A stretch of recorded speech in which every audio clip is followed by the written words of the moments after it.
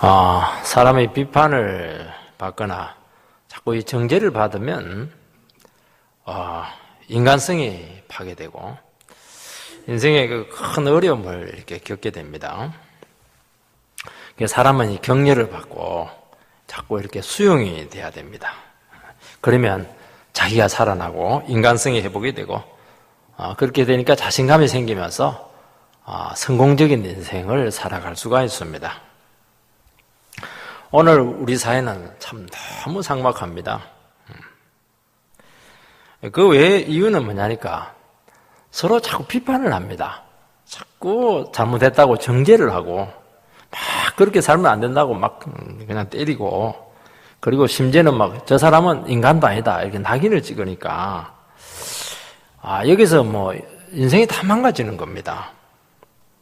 이 세대 간의 갈등도 많고 또 인연 간의 그 차이에 의해서 내 편 아니면 전부 다 적이 돼버리니까 자꾸 이게 상호 비방 그 형식이 되는 바람에 감정이 지금 꼴대로 꼬여 있습니다.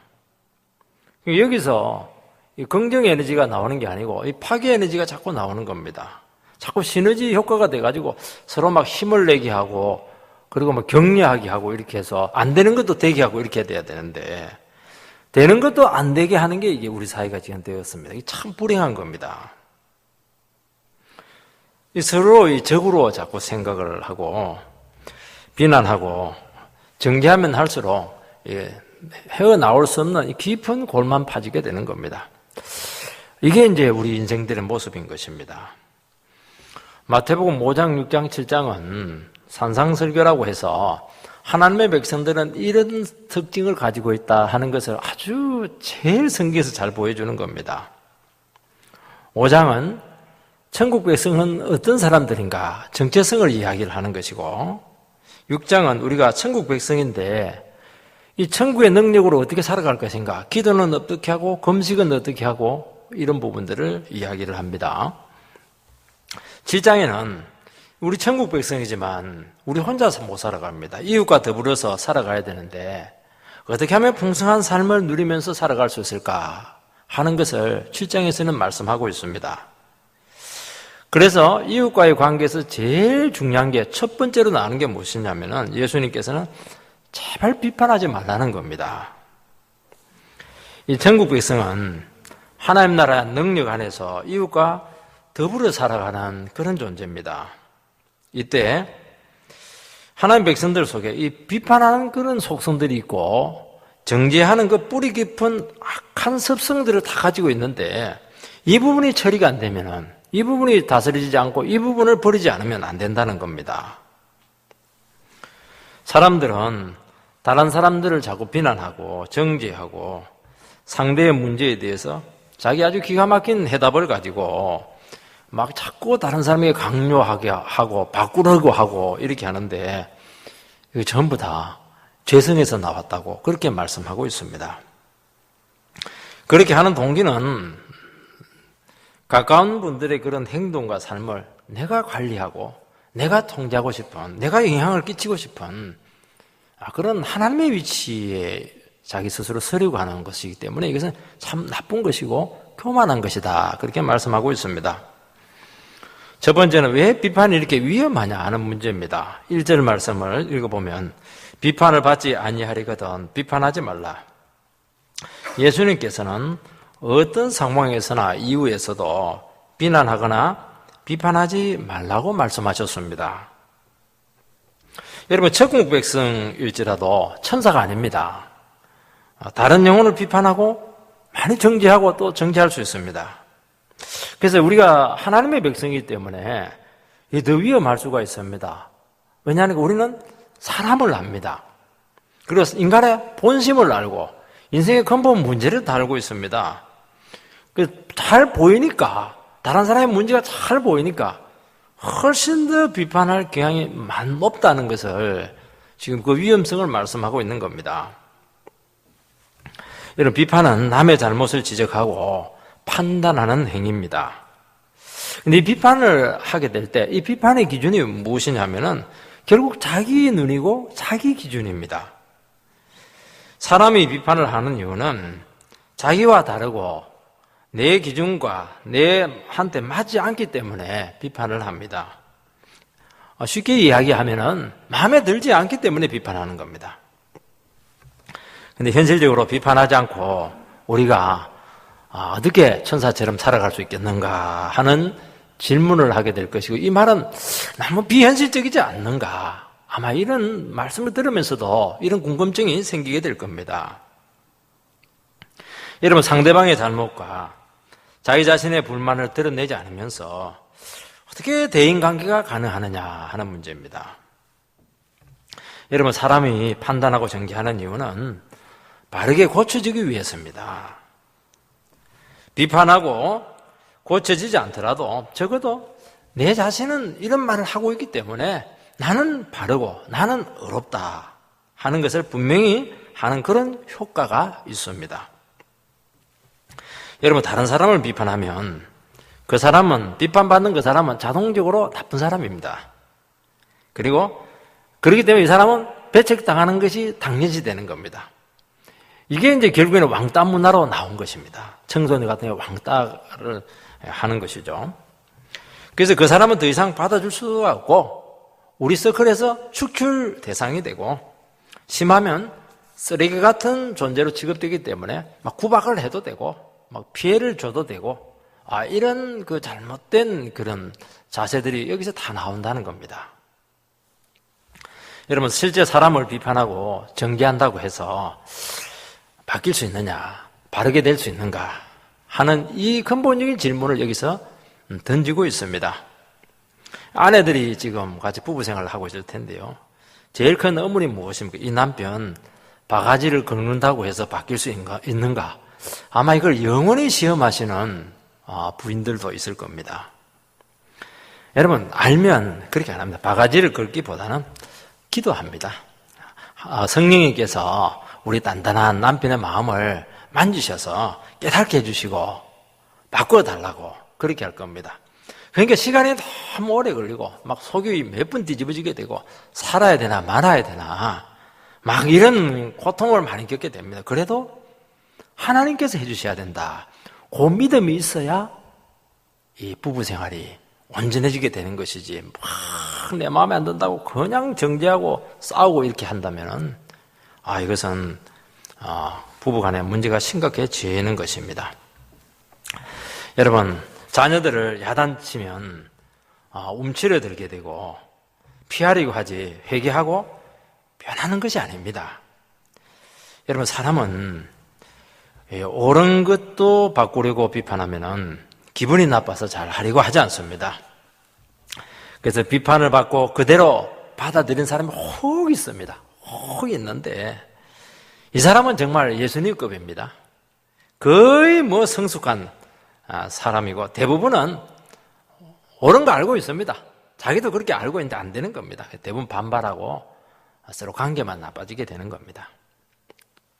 여러분, 사람은 다 죄인입니다. 이게 바른 지적에 대해서 죄인은 어떻게 하냐니까 자꾸 숨으려고 하고 자기를 은폐하려고 합니다. 자기 중심적인 보호 본능을 다 본능적으로 가지고 있습니다. 그래서 잘못을 지적하여 쉽게 바뀔 수 있는 존재가 아닙니다. 정말 사람은 복잡하고 예민하고 델리케이트한 영혼을 가지고 있습니다. 그래서 잘못을 지적해주고 따진다고 해서 그리고 그 사람이 잘못했다고 정죄한다고 해서 절대로 호락호락하게 사람들은 반응하지 않습니다. 그래서 사람이 바뀌는 것은 오늘 우리가 분명히 기억해야 될 것은 이것은 내 영역이 아니다. 이것은 하나님의 영역이다 하는 것을 꼭 인정하시기 바랍니다. 진정 바뀌기를 바란다면 어떻게 해야 되겠습니까? 하나님의 영역이니까 하나님께 자꾸 매달려야 됩니다. 하나님, 저 인간 바꿔달라고, 깨닫게 해달라고, 도대체 말귀를 알아듣지 못한다고, 내가 막 속이 터져서 지금 막 죽기 일보 직전이라고 그렇게 눈물로 기도하는 겁니다. 그거 외에 답이 없습니다.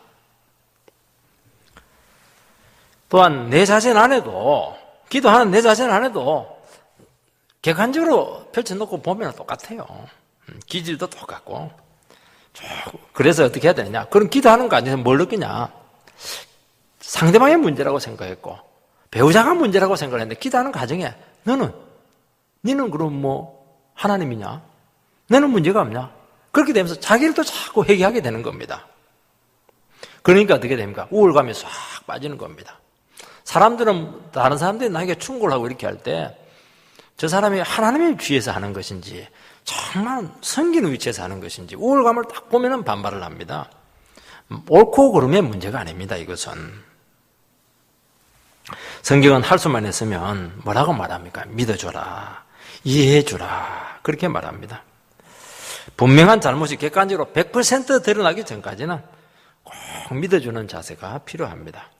근데 사람들은 나한테 이해가 안 되고 내 기준에 안 맞고 이렇게 하면은 절대로 좋은 쪽으로 생각을 안 합니다. 꼭 나쁜 쪽으로 생각합니다. 그게 왜냐니까 죄인이라서 그렇습니다. 예수님께서는 그렇게 하지 마라. 너를 적극적으로 반대하지 않는 사람은 너를 위하는 사람이다. 그렇게 하는 겁니다. 우리는 적극적으로 지지해주는 그 사람만 내 편이고 애매하게 있는 사람은 전부 다 적으로 돌릴 가능성이 많은 겁니다. 그러니까 이 관계의 폭이 너무 좁는 겁니다. 그러니까 풍성하지가 못합니다.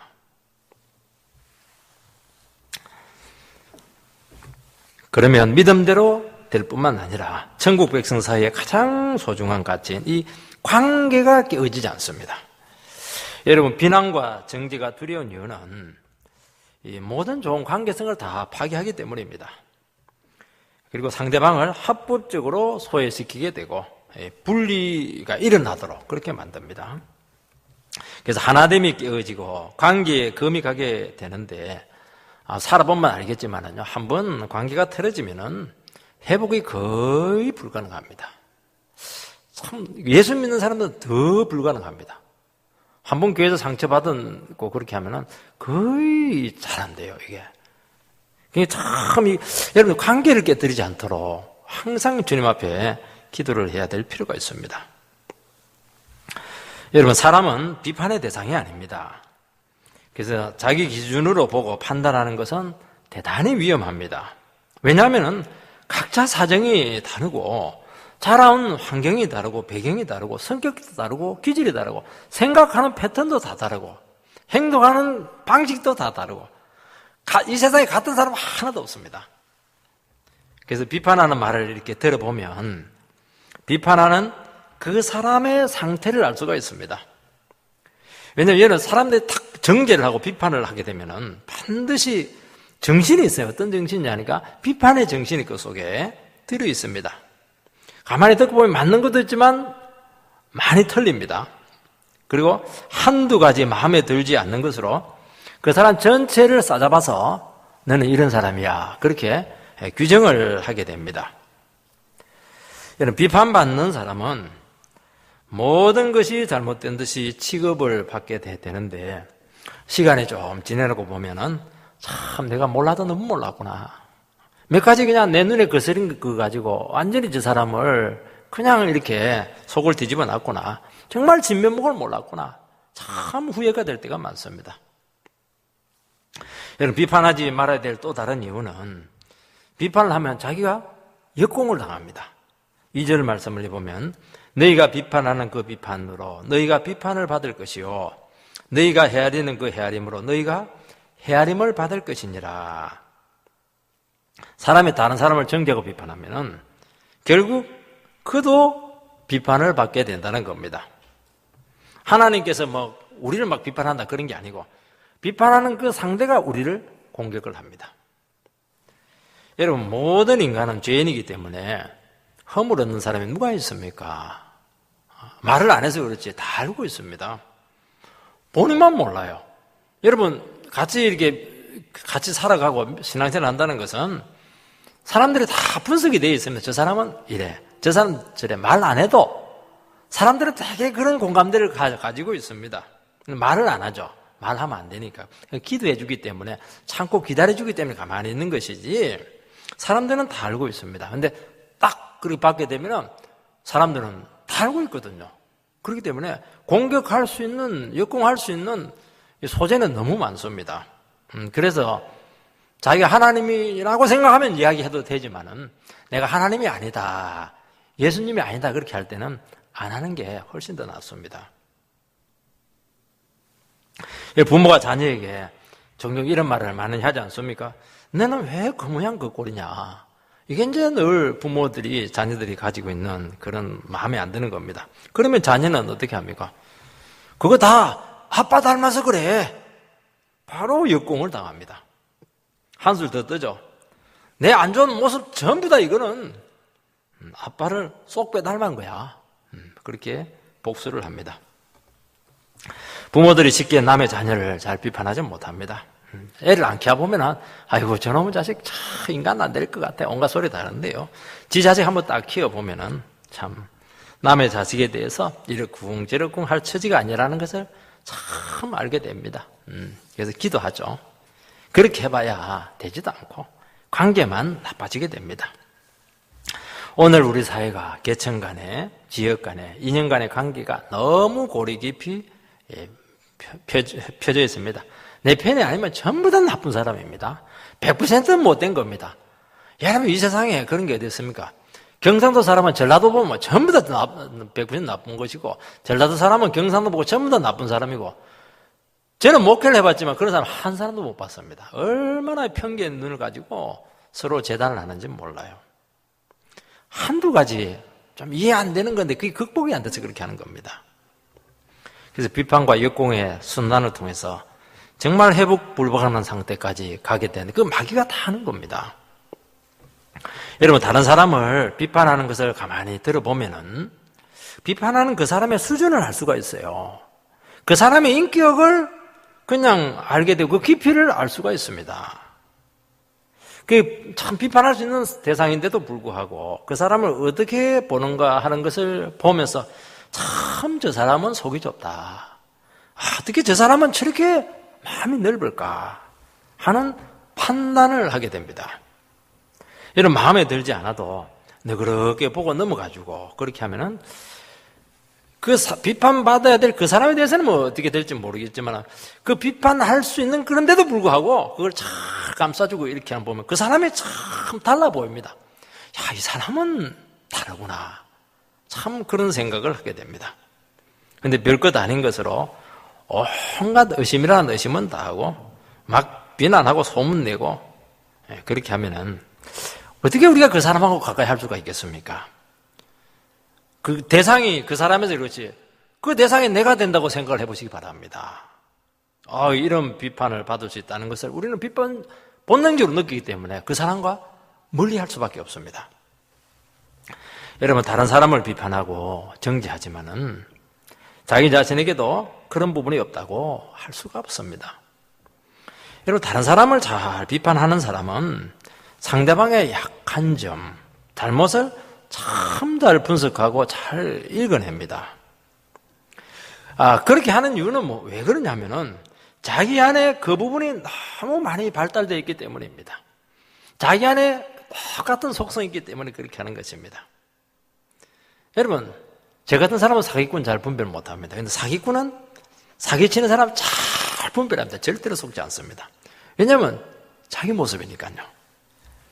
남의 스캔들을 가지고 막 떠들고 다니는 사람들, 그런 사람들은 이 스캔들의 내용을 깊이 이해하고 알기 때문에 그렇게 하는 겁니다. 자기는 이것은 인간으로 해서는 안 된다. 나는 옳은 것을 말하고 정의를 이야기한다. 말한다지만은 자기 속에 이 음란한 생각을 만족시키고 즐기기 위해서 하는 것이 있다는 것을 말씀하는 것입니다. 그래서 다른 사람이 비판하는 말을 가만히 들어보면은 자기를 이야기하는 겁니다. 자기 생각이에요. 자기 인격이 드러나는 것입니다. 자기를 표출하는 것이죠. 이런 비판하면 관계가 소원해지고 갑자기 긴장감이 돌게 됩니다. 사람은 인격적인 존재이기 때문에 자기 자신이 보는 태도가 말 안 해도 그대로 상대방에게 전달이 됩니다. 내가 저 사람에 대해서 부정적인 생각을 하고 있고 비판적인 생각을 하고 있으면은 상대방도 나에 대해서 부정적인 태도를 보입니다. 지금 신기해요, 이게. 말 안 했어요. 한마디 말 안 했습니다. 그런데 내 마음이 그 생각을 갖고 있으면 상대방이 본능적으로 그것을 캐치합니다. 내가 저 사람에 대해서 용서를 하면은 말 안 해도 그 사람이 금방 알고 마음을 먼저 풀고 가까이 다가옵니다. 참 인격성이라는 게 참 무서운 것 같습니다. 내 마음이 중요한 겁니다. 내가 저 사람에 대해서 어떤 마음을 가지고 있을까? 어떻게 하냐 사랑하려고 그러고, 이해하려고 그러고, 물론 표현은 조금 거칠 수도 있지만은, 참 늘 예수님의 마음으로 저 사람을 자꾸 바라볼 수만 있으면요, 절대로 원수가 생길 수가 없습니다. 문제가 생길 수가 없어요. 본인도 압니다. 저 사람은 나를 받아주는구나. 저 사람은 지구 끝까지 가도 나를 믿어줄 사람이다. 이게 천국 백성이지 않겠습니까? 예수님 그런 분이거든요. 예수님은 자기를 십자가에 못 박아 놓고는 막 온갖 욕을 다 합니다. 네 하나님 아들이면 못 빼고 내려와 보라. 그런데도 예수님 어떻게 하면 믿어주는 거죠. 저들이 몰라서 그렇습니다. 하나님 저들을 용서해 주세요. 그러니까 사람들이 감동을 받고 예수님을 나의 주, 나의 하나님으로 고백하는 겁니다. 이 정신이 필요한 거예요. 이 정신이. 내가 자꾸 살아있으니까, 내가 하나님이 되니까 그걸 못하는 겁니다. 그래서 참 내가 어떤 마음을 품고 있는가 하는 것이 중요한 겁니다. 여기서 모든 관계는 다 흐트러지는 겁니다. 부부 관계도 여기서 문제가 돼요. 고부 간의 관계도 여기서 문제가 됩니다. 주위에 있는 직장에서의 그런 관계도 여기서 다 문제가 되는 겁니다. 내 마음이 중요한 겁니다. 내 마음이. 안 되면 또 기도하면 되는 겁니다. 그리고요, 비판하는 순간 놀라운 사실은 교통이 딱 막힙니다. 소통이 막힙니다. 여러분, 소통이 막히면 바로 고통입니다. 모든 축복은 다 막히는 겁니다. 우리 몸의 모든 병은 이 피가 안 통해서 오는 겁니다. 이게. 그래서 피만 돌면 건강은 다 회복되는 겁니다. 이런 사람이 비판을 하게 될 때 그 속에 분노가 있어요. 그리고 멸시하는 마음이 있고 조롱하는 마음이 있고 아니면 열등감이 그 안에 포함되기도 하고 그렇게 합니다. 그런 것들이 많은 것들이 그 속에 안 좋은 것들이 포함되어 있습니다.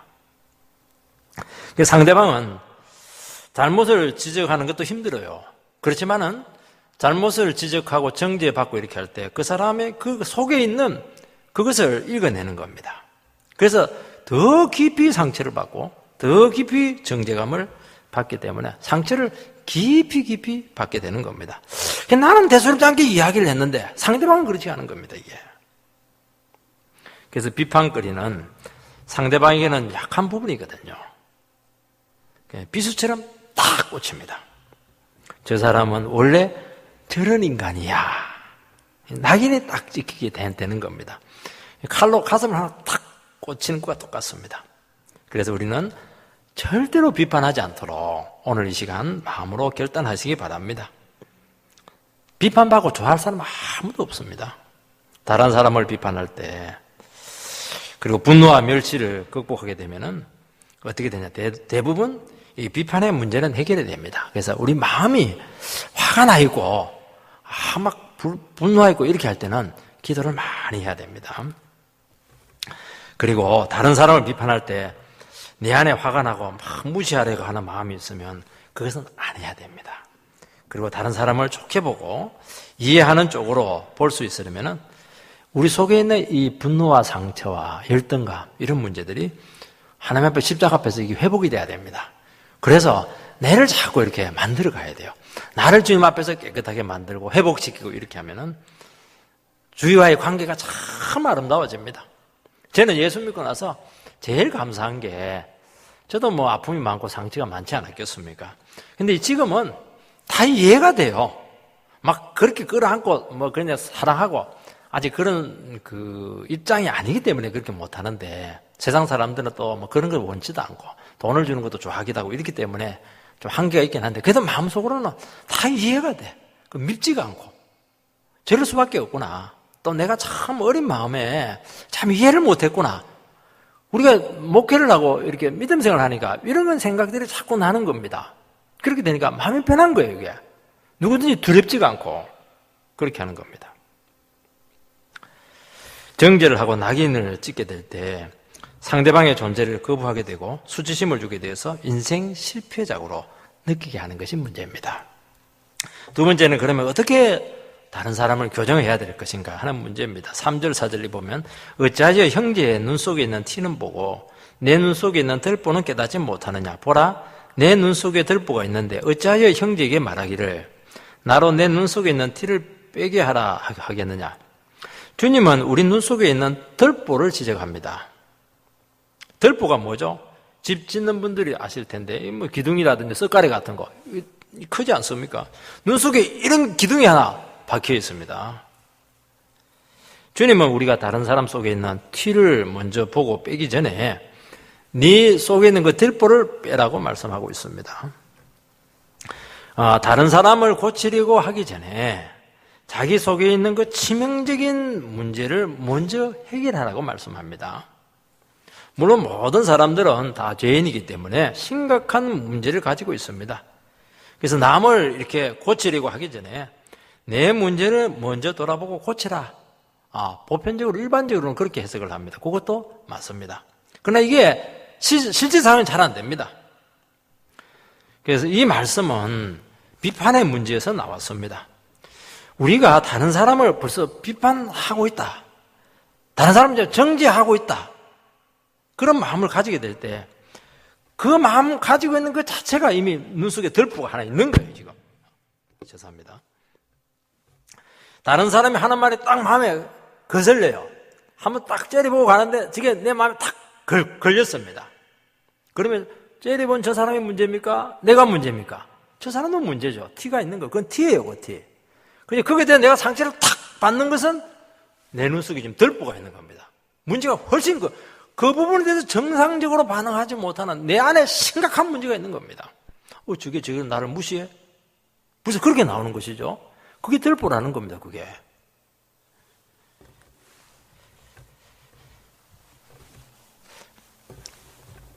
그때 그 사람의 문제가 아니고 내 상태가 심각하구나 하는 것을 깨달아야 됩니다. 여러분, 천국의 마음이 아니에요. 그것은 하나님의 의가 되지 못합니다. 그거 가지고 씩씩거리는 마음으로 가지고 티를 뽑으려고 하시기 바랍니다. 눈알을 뽑을 가능성이 많아요. 그렇게 되는 게 아닙니다. 여러분, 젓가락을 가지고 그 티를 빼내려고 해보시기 바랍니다. 눈 다 망가집니다. 그렇게 하면 안 됩니다. 그래서 다른 사람을 비판하고 정죄할 때 우리 눈이 멀게 됩니다. 그리고 모든 것을 왜곡하게 되고 부정적으로 보게 됩니다. 갑자기 심한 비난이나 비판을 받게 될 때 당하는 쪽에서 깜짝 놀랍니다. 저 사람이 나를 저 정도까지 생각하고 있었네. 그 얘기 듣고도 우리가 그냥 무너지는 겁니다. 너무 당혹해 하고 깊은 상처를 받습니다. 이때 우리는 어떻게 해야 돼요? 이때 우리가 잘 받아야 된다. 이것도 잘 받아야 돼요. 우리는 우리 자신을 지켜야 되기 때문에 그렇게 하는 거예요. 이런 사람이 참 많이 있습니다, 우리는. 그때, 저 사람이 나를 저렇게 무시를 해? 이해할 수 없다. 그렇게 할 것이 아니고, 저 사람의 상태가 대단히 심각하구나. 저 사람이 자기 문제를 모르고 있네. 들보가 있구나 하는 것을 그렇게 깨닫고 그 사람을 위해서 기도를 많이 해줘야 됩니다. 이미 그 마음이 비판의 영으로 완전히 그 사람은 사로잡혀 있기 때문입니다. 그래서 남의 약점이나 허물을 없는 것까지 낱낱이 분석하고 밝히고 지적하는 것은 이것은 좋지가 않은 것입니다.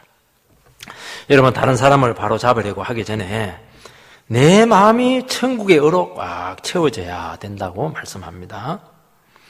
여러분, 정죄하는 마음을 극복하기 전에는 여러분 결코 다른 사람을 도울 수가 없습니다. 도우려고 하면 할수록 상대방을 고통스럽게 합니다. 여러분, 우리식으로 표현하면 정말 사랑하는 마음이 아니고는 말하지 마라. 도우려고 하지 말아라는 겁니다. 그래서 우리는 늘 점검을 해야 된다. 내 안에 예수의 마음이 있는가? 빌립보서 2장에 보면 이 마음을 품어라. 그것도 예수의 마음이니. 빌립보 교회 참 좋은 교회인데 서로 막 분쟁합니다. 서로 잘났다고 그래요.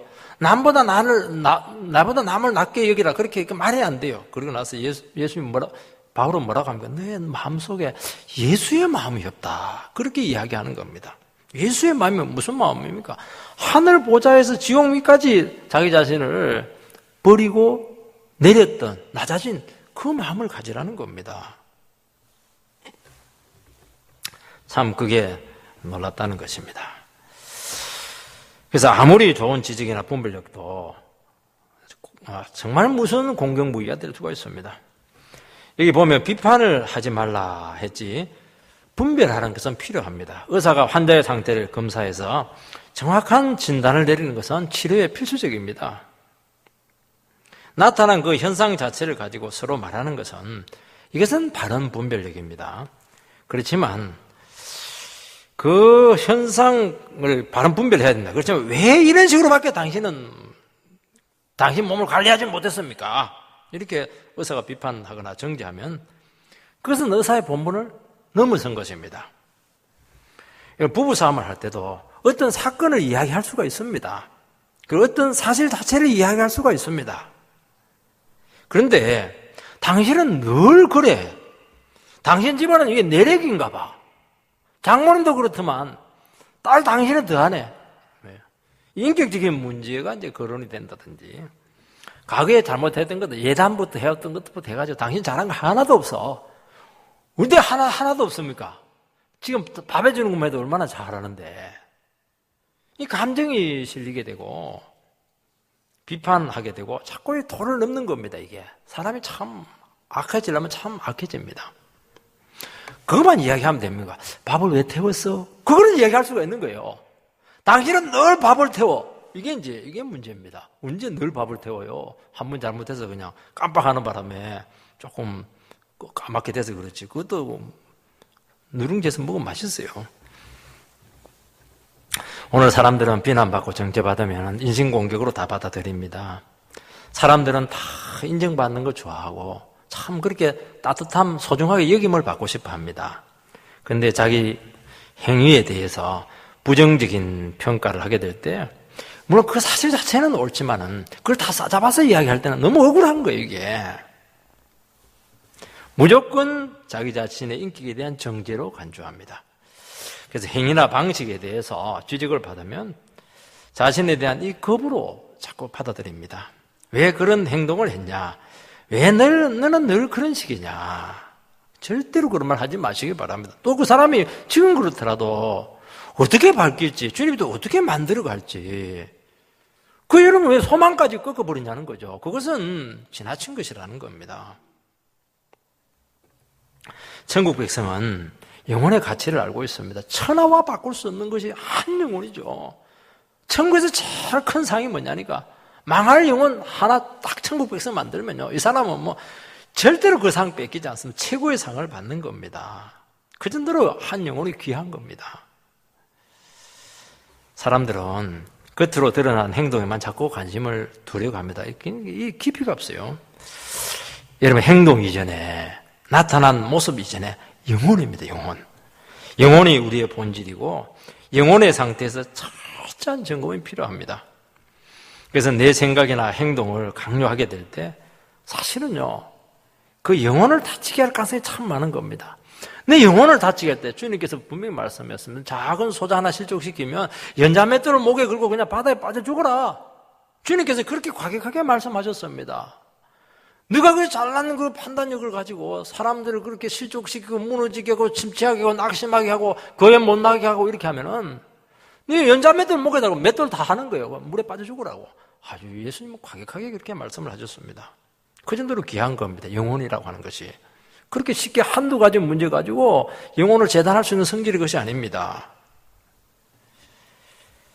그래서 우린 내 생각이나 행동을 강요하게 될 때 영혼을 다칠 수가 있는 것이 문제입니다. 오늘은 자기 자신의 참모습과 가치를 잊지 않도록 우리 자신도 잘 지켜야 됩니다. 우리 영혼을 다치면 안 됩니다.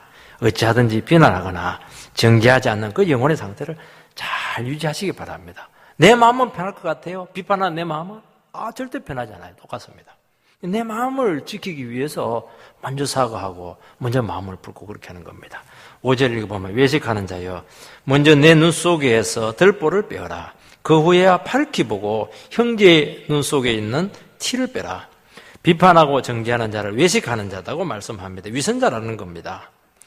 여러분, 다른 사람을 고칠 수 있다는 듯이 비난하고 정죄하는 사람이 위선자입니다. 제일 위험한 사람이라는 겁니다. 여러분, 자기 자신에게 근본적인 문제가 있다는 것을 전혀 알지 못하기 때문에 그렇게 막무가내로 나오는 겁니다. 이런 사람이 정죄를 하게 될 때 상처를 받지 않아야 됩니다. 우리는 주님의 십자가를 붙들고 같이 역정을 내거나 감정적으로 상대하지 않아야 됩니다. 그리고 그 영혼의 판단과 정죄가 결정적이지 않다. 저 사람의 생각이다. 그렇게 해서 내가 다치지 않도록 우리는 또 우리 자신들을 지켜야 됩니다. 그것이 가능하다고 하면은 내 자신이 주님 앞에서 얼마나 귀한 영혼인가 하는 것을 우리는 날마다 그것을 기억을 해야 됩니다. 예수 믿는 사람들이 이 부분에 약합니다. 한마디 들으면 그냥 탁 가슴에 맺히고, 한마디 마음에 안 드는 소리 들으면 그냥 교회에 빠져버리고, 원수가 되어버리고, 너무 자아가 약한 겁니다. 내가 소중해요. 그 사람이 내 인생 좌지우지 할 수가 없습니다. 한두 마디에 내 인생이 그르칠 수 있는 그런 간단한 존재가 아니라는 것이죠. 내 인생은 하나님이 나를 어떻게 보느냐, 거기에 달려있는 것이지 다른 사람의 비판과 판단에 의해서 내 인생이 왔다 갔다 하는 건 아닙니다. 왔다 갔다 하는 것은 마귀에게 속았기 때문에 그렇게 하는 겁니다. 그래서 어떻게 하든지 내가 다치지 않도록 우리 자신들을 잘 지키시기 바랍니다. 여러분, 우리의 비판이나 정죄로 사람이 안 바뀝니다. 감정만 쌓일 뿐입니다. 그래서 다른 사람이 내 눈 속에서 거슬리게 보일 때 내 자신 안에 탁 들보가 있다는 것을 알고 내 자신을 먼저 반드시 점검해야 됩니다. 여러분, 아이를 키워본 엄마들은 알 겁니다. 아이를 키우는 게 얼마나 힘이 듭니까? 내 시간 어디 있고 내 인생은 어디 있어요? 그래서 아이가 엄마의 스케줄에 따라서 잠을 자주지 않을 때가 있습니다. 엄마도 얘가 자야 좀 쉬는데 내 시간을 가지는데 얘가 안 자고 막 보채는 겁니다. 그러면 어떻게 하면 막 역정을 내고 억지로 막 재우려고 하는데 애는 그럴수록 더 막 이렇게 안 잡니다. 그러니까 상태만 더 나빠지는 것입니다. 그때 어떻게 해야 됩니까? 그때 이 아이가 구박할 것이 아니고 내 안을 좀 살펴보시기 바랍니다. 내가 아이를 키우면서까지 내 시간 가지고 커피 우아하게 마시고 텔레비 그냥 동치미 오래오래 보고 말이죠. 이게 다 욕심이구나 하는 것을 알고 또 내려놔야 돼요. 그러면 말이 고와집니다. 눈빛이 사랑스러워져요. 그럼 애가요 안심을 하고 바로 잡니다. 여러분, 마지막으로 선하고 좋은 것이 반드시 해가 될 수 있다는 것을 기억해야 됩니다. 6절 말씀을 보면 거룩한 것을 개에게 주지 말며 너희 진주를 돼지 앞에 던지지 말라. 그들이 그것을 발로 밟고 돌이켜 너희를 찢어 상하게 할까 염려하라. 우리는 대개 이 구절을 개와 돼지에게 좋은 것을 주지 말라는 겁니다. 왜냐하면 개, 돼지는 구정물 좋아하지 보화라든지 이런 거 주면 굉장히 기분 나빠하고 왜 돼지한테 금덩어리를 주는 거야? 이러면서 물어뜯고 발로 바른다는 겁니다. 이 복음이나 영적인 보물은 받을 자격이 있는 자들에게는 없는 자들에게는 협의해서는 안 된다. 그런 식으로 되게 해석을 합니다. 왜냐하면 가치를 모르기 때문에 도리어 주고 나서 불쾌하게 여김을 받는다는 것을 말합니다. 이런 사람은 이제 개와 돼지와 같은 그런 존재입니다. 그러나 이 본문에서는 이것은 그런 의미가 아닙니다. 주님은 좋고 선한 것을 모든 사람들에게 다 주시는 분이십니다. 해를 예수 믿는 사람에게만 좋은 해를 주고 아주 흐릿한 해는 악인들에게 주고 그렇게 하지 않아요. 똑같이 사랑을 베풀어 주시는 분이시고 다 잘 되기를 바라고 정말 세상을 이처럼 사랑하신 분이 하나님이십니다.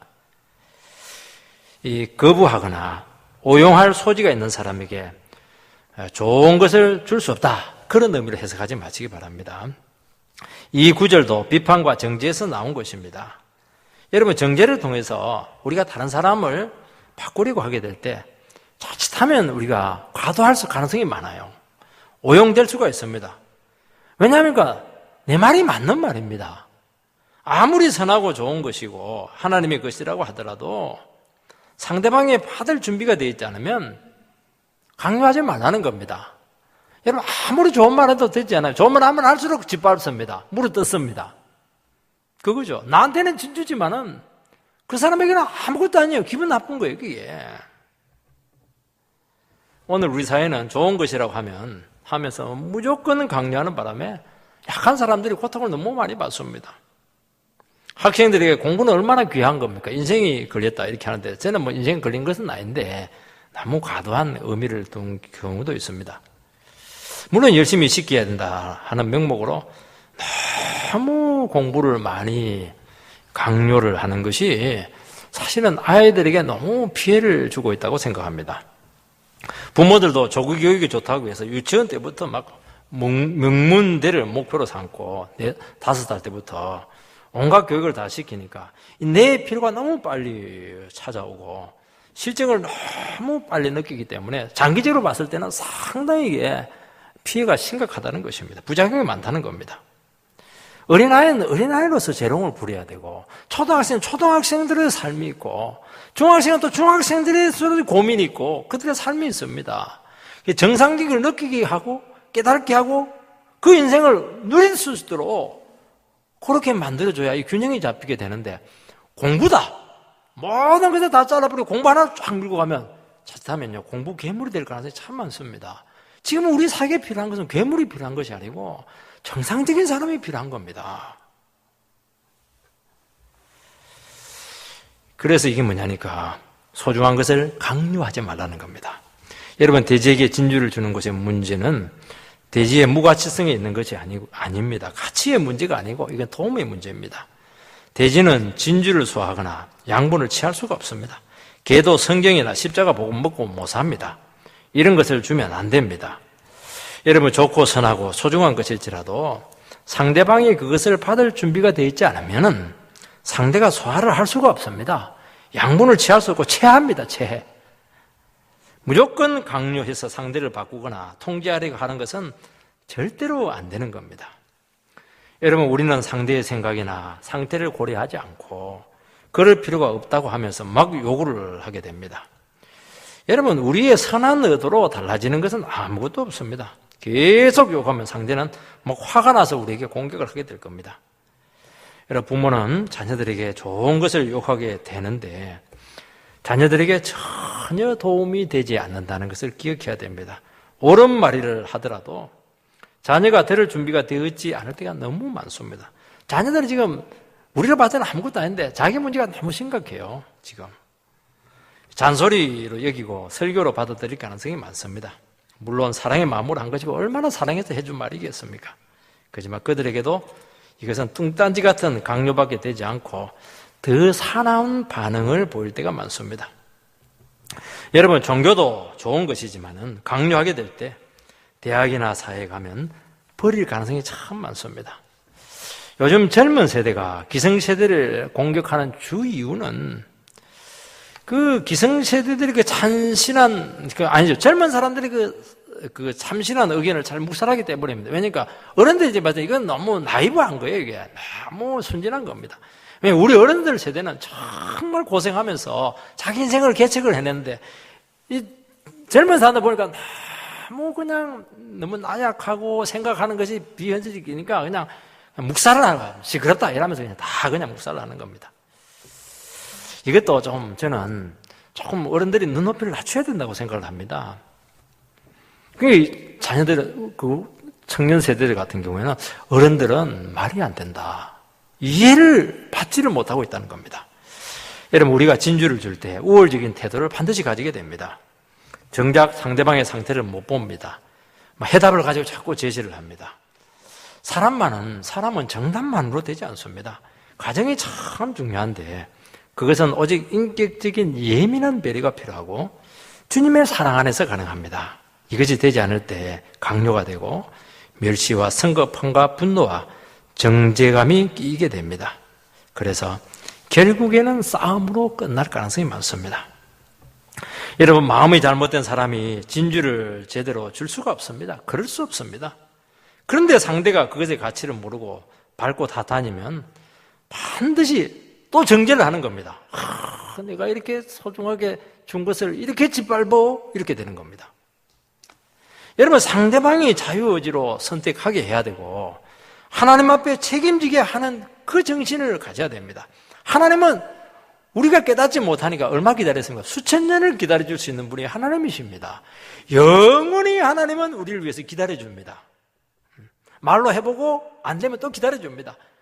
당장 심판을 해야 되는데도 불구하고 심판 안 해요. 한번 선자 보내가지고 설교해보고 반응이 안 좋으면 또 기다렸다 또 다른 선자 보내주고 또 보내주고 이렇게 하지 당장 거기서 그냥 인생을 끝장내고 그렇게 하지 않습니다. 하나님이 그렇게 하신 분이십니다. 인간은 하나님 앞에 자기 결정권을 부여받았습니다. 하나님은 우리의 뜻을 존중하시고 참으로 인격적으로 대하십니다. 아무리 거룩한 것일지라도 강요하지 마시기 바랍니다. 우리가 다른 영혼의 관계에서 얼마나 성령 충만해야 되겠습니까? 얼마나 믿음이 필요합니까? 얼마나 기도가 필요합니까? 이것이 우리 이웃을 참 아름답게 하고 모든 것을 살리고 여기서 천국이 임한다. 그렇게 말씀하고 있는데 여기서 다시 한 번 더 실천하는 우리 귀한 성도들 되기를 주의 이름으로 축복합니다.